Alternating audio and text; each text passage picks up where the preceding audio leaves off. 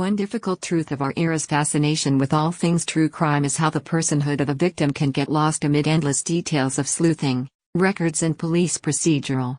Becky Cooper's gripping literary nonfiction debut, We Keep the Dead Close, Grand Central, 512 pp, half out of 4, admirably avoids this mistake and never lets us forget the lived experience of Jane Britton, a promising anthropology grad student at Harvard, whose terrifying and unexplained 1969 murder at age 23 went unsolved for decades.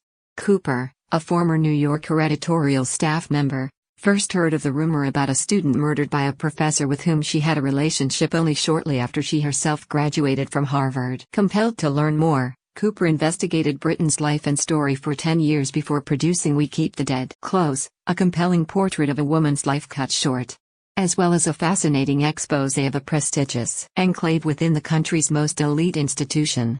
White Ivy Review, Susie Yang takes readers to the edge with an unpredictable plot born to a prominent Cambridge family. Her father was vice president of Radcliffe College. Britton was an exceptional student chosen to join a summer expedition in Iran in 1969. The grueling project, a dig site called Tepe Yahya, was led by Professor Karl Lamberg Karlovsky, a controversial star in the department whose treatment of Britton raised questions. Britton's boyfriend, Jim Humphreys, also on the trip, was one of the last people to see her alive. Britton was found dead in her apartment shortly after their return to Cambridge, bludgeoned and sexually assaulted.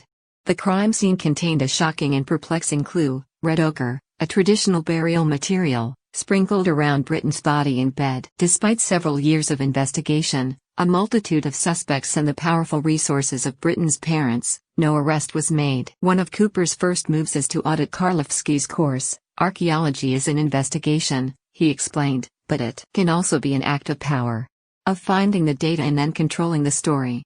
Attuned to these forces, Cooper unearthed significant data on what happened to Britton as well as provocative questions about who controls the narrative of the woman who is killed. Her investigation, and this book, extends the story to encompass several other suspects who had motive and opportunity, the role of DNA research breakthroughs and a number of other women whose lives were ended by violence.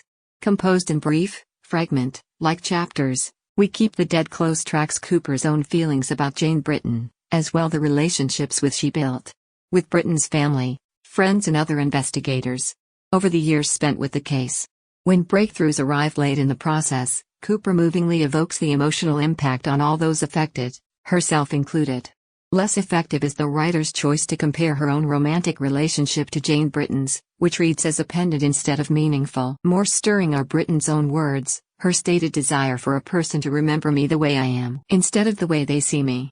We Keep the Dead Close achieves that and more in an engrossing, monumental work. The books that fuel Oprah Winfrey recommends 7 books to help navigate challenging times.